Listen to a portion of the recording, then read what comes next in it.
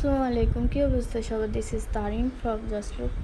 অনেক দিন ধরে অসুস্থ থাকার কারণে কোনো ভিডিওই আপলোড দিতে পারি নাই, তবে একটু একটু করে ভিডিও ক্যাপচার করে রেখেছিলাম।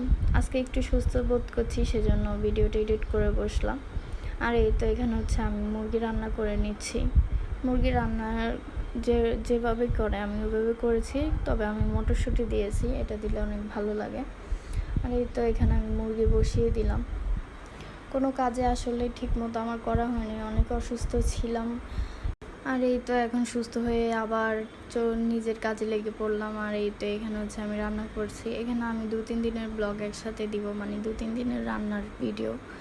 একদিন একটা রান্না করেছিলাম, কারণ যেহেতু অসুস্থ ছিলাম খুব বেশি একটা রান্নাও করতে পারিনি। আর এই তো এখানে হচ্ছে আমি মুরগিটা রান্না করে নিয়েছি। মুরগিটা অনেক সুন্দর হয়েছে, তাই না? আর এই তো এখানে হচ্ছে আমি একটা সবজি রান্না করবো আর মাছ ভাজি করব।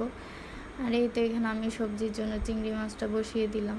আর এই তো এই সবজিটা হচ্ছে আমি রাইস কুকারে রান্না করেছি। রাইস কুকারে আমার কাছে ভাতের থেকেও সবজি রান্না করতেই বেশি ভালো লাগে, মনে হয় যে ওইটাই পারফেক্টলি হয়, ভাতটা তো ভালো লাগে না।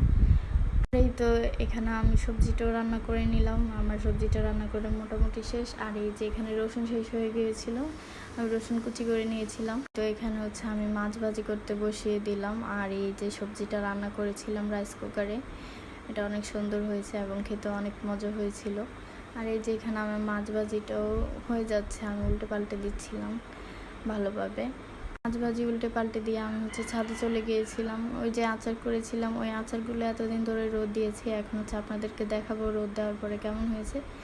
আর এই তো রোদ দেওয়ার পরে আচারগুলো এমন হয়েছে। আর এই যে রামিকে দেখেন, জাস্ট দেখেন কিভাবে তাকাই আছে।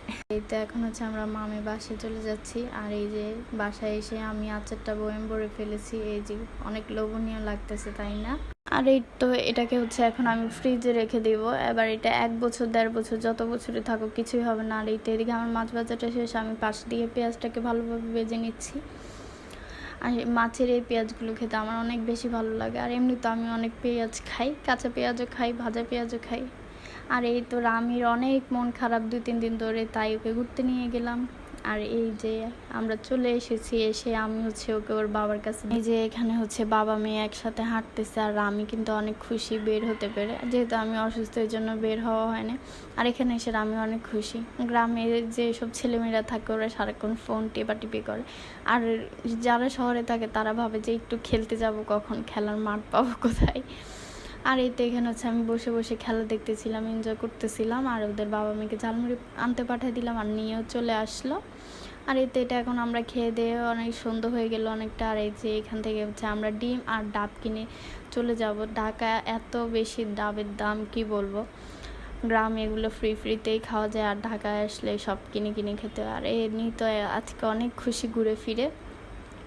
তো এই তো আমাদের ডাব কিনা হয়ে গেছে, আমরা বাসায় চলে গেলাম। আর বাসায় এসে রামির কি নাচ দেখেন, ওর নাচটা উপভোগ করেন। তো কেমন লাগলো আজকের ভিডিও অবশ্যই কমেন্ট বক্সে জানাবেন। আর ভিডিওটি ভালো লাগলে চ্যানেল সাবস্ক্রাইব করতে ভুলবেন না। আল্লাহ হাফেজ।